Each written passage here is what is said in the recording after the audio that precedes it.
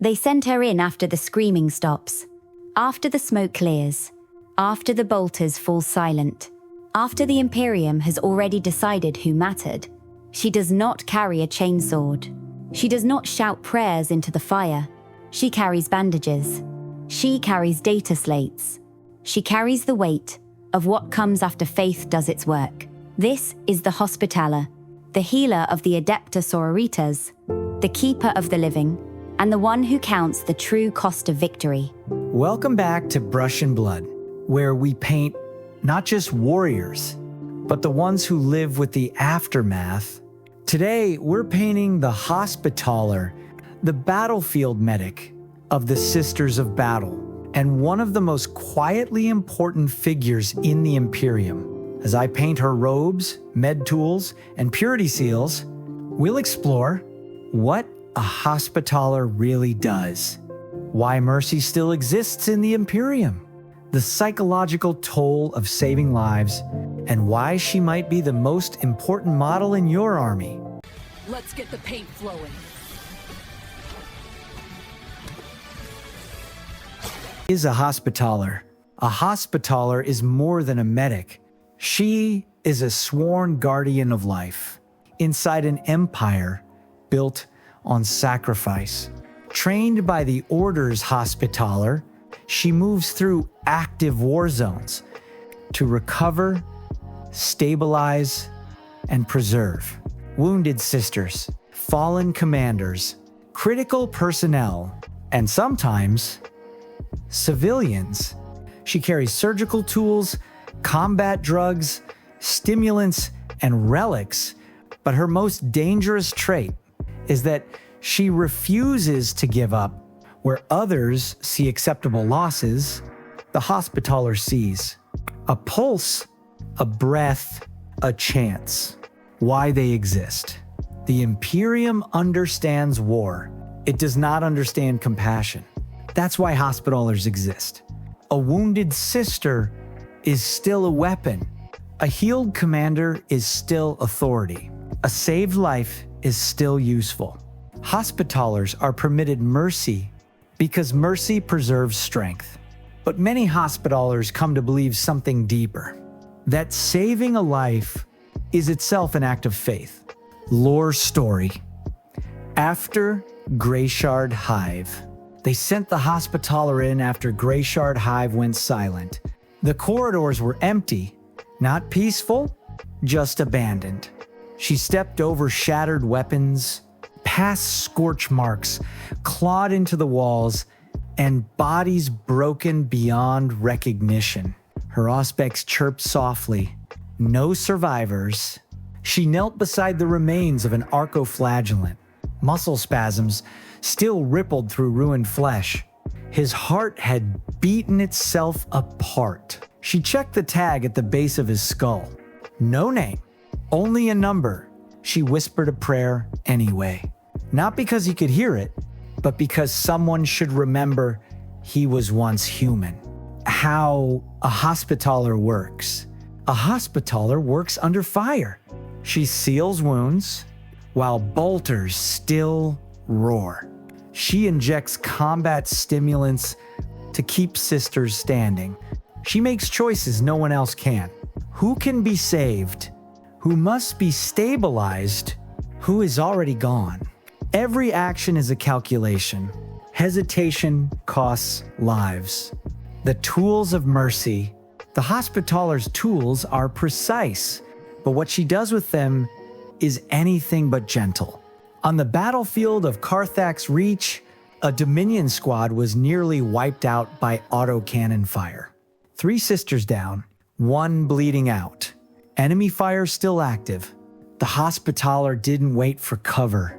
She dragged one sister behind a wrecked rhino, sealed a punctured lung with an auto suture, jammed a stim injector into a cracked chest plate, and whispered one order. Breathe. Stand. Fight. Breathe. Stand. Fight. Seconds later, that sister was back on her feet, armor shattered, weapon shaking, but alive. The Hospitaller moved on immediately.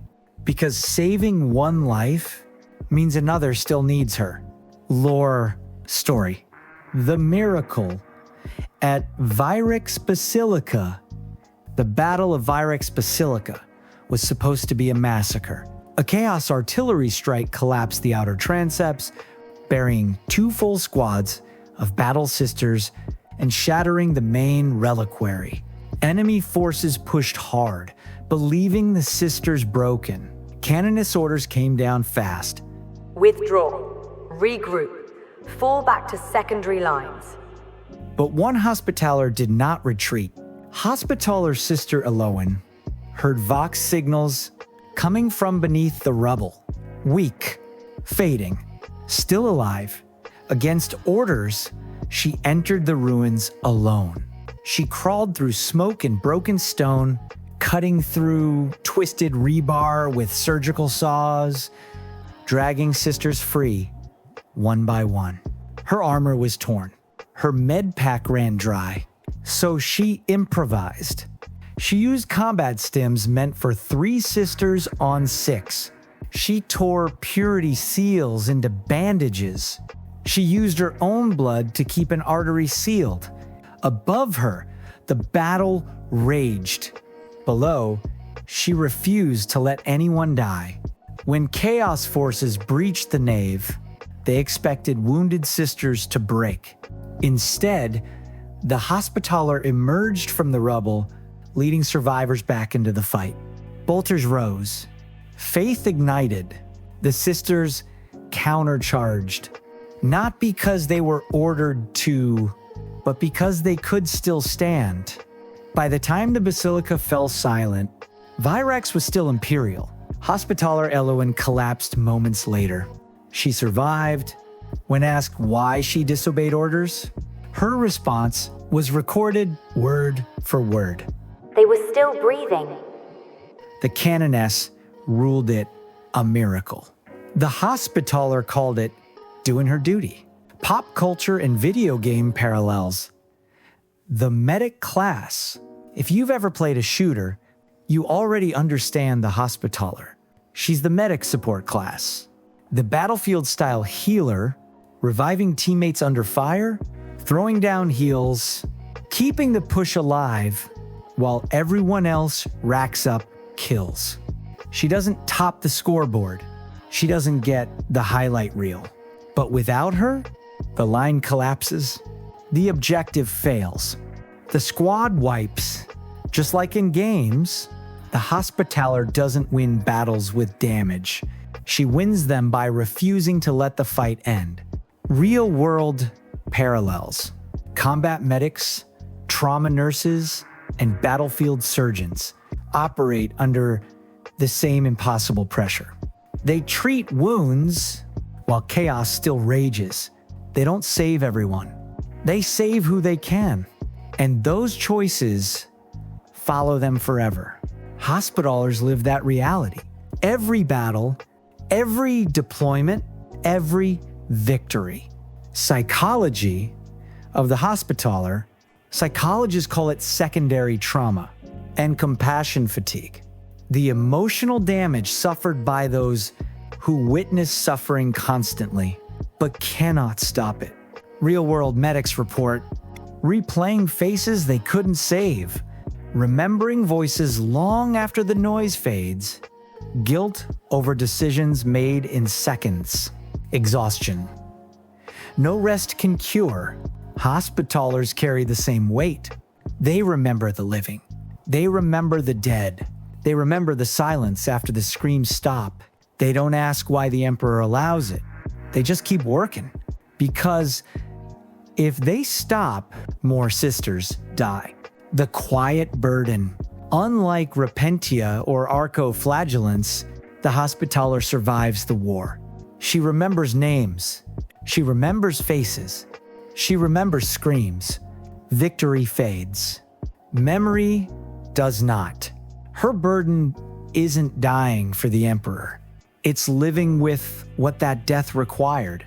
And there she is, the Hospitaller, painted and ready to walk into the fire. After everyone else has finished burning, she doesn't carry glory. She carries responsibility.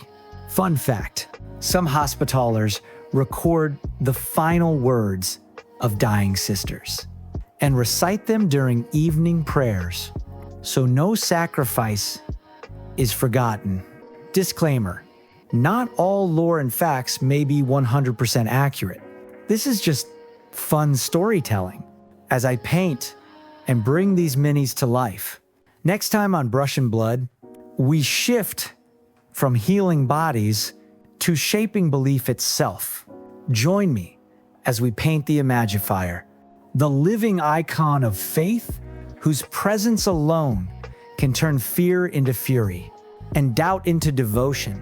Viewer question, how would you play a Hospitaller in your army? Keep her protecting elite units? Anchor her on a key objective? Push her forward to sustain the fight? Or build your list around never letting your sisters fall? Tell me in the comments. And keep your brush steady.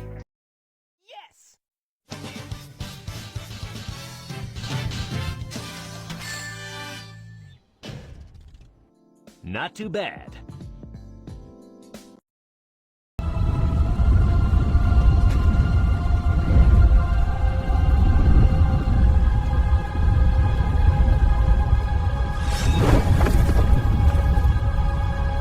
Next time on Brush and Blood, the The Imagifier has arrived.